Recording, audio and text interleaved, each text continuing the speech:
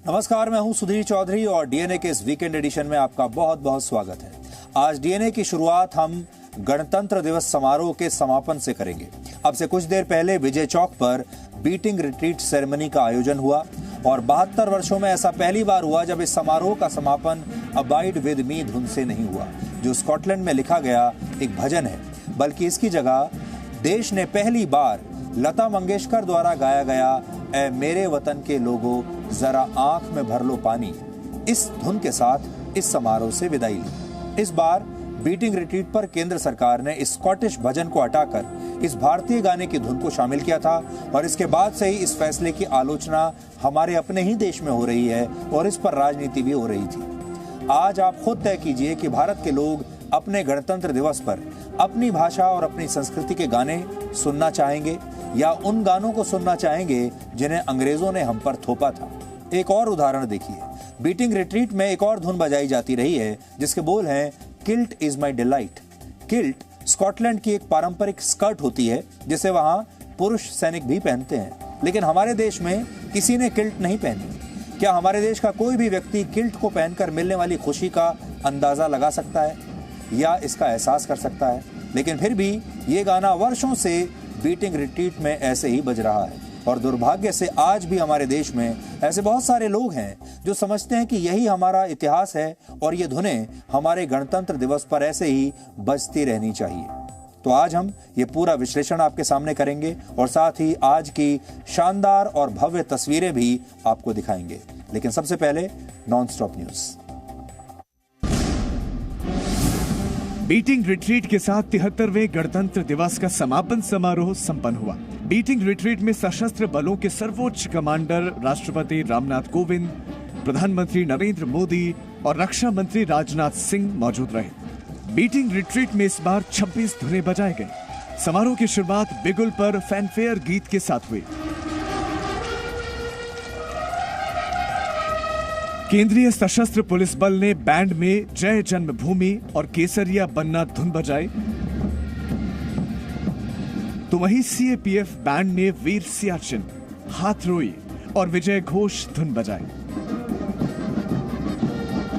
मास band ने वीर सैनिक की धुन और पाइप्स एंड ड्रम्स बैंड ने हे कांचा धुन बजाई। नौसेना के बैंड ने भी मंत्र मुग्ध कर देने वाली प्रस्तुति दी। नेवी बैंड ने भी कई फॉर्मेशन बनाते हुए परफॉर्म किया।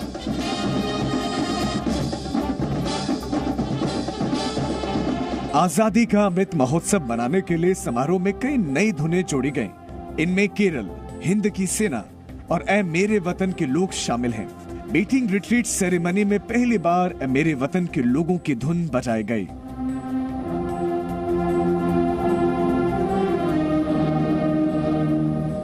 अंत में सारे जहां से अच्छा धुन के साथ बैंड्स ने विदाई ली और पूरा विजय चौक रोशनी से जगमगा उठा।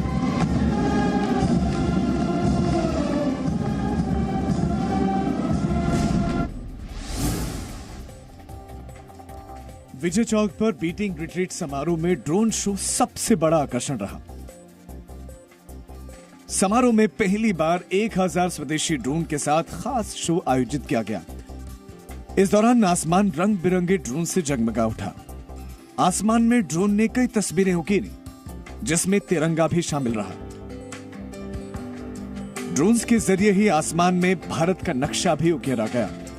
ड्रोन से आसमान में बापू की तस्वीर बनाई गई। इन सभी ड्रोन को बोट लैब डायनेमिक्स ने आईआईटी दिल्ली और विज्ञान और प्रौद्योगिकी विभाग के सहयोग से तैयार किया गया था। ड्रोन शो के दौरान मेक इन इंडिया की झलक पेश की गई। बड़ी बात यह रही कि चीन, रूस और ब्रिटेन के बाद भारत इतने बड़े पैमाने पर ड्रोन शो का आयोजन करने वाला चौथा देश बन गया।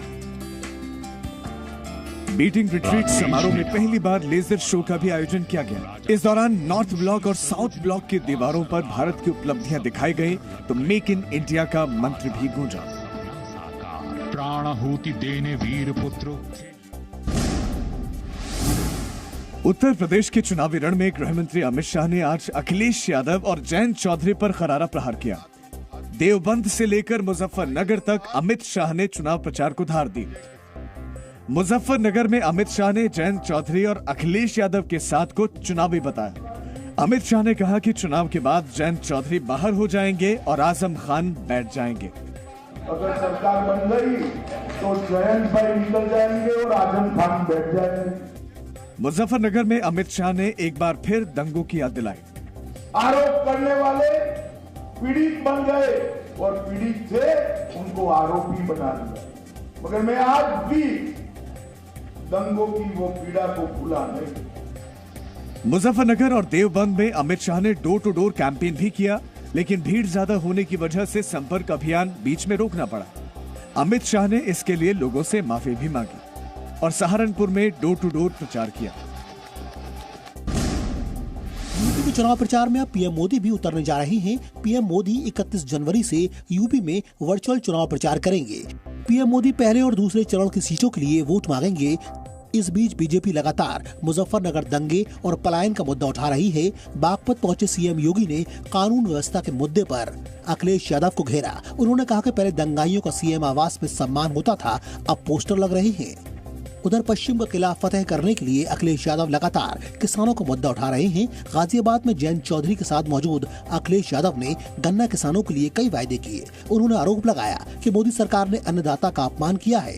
किसानों की आय दोगुनी नहीं हुई, न गन्ने का भुगतान हुआ और गरीबों को, किसानों को मजबूर कर दिया कि वो राशन पे अपना जीवन यापन करें। दरअसल पश्चिमी यूपी में इस बार बीजेपी और एसपी गठबंधन में सीधा मुकाबला है। बीजेपी मुजफ्फरनगर दंगों के बहाने एसपी को घेर रही है, तो वहीं अखिलेश किसानों की नाराजगी को भुनाने की कोशिश कर रहे हैं। Presenting B News app, available on Google Play and App Store. Download it now.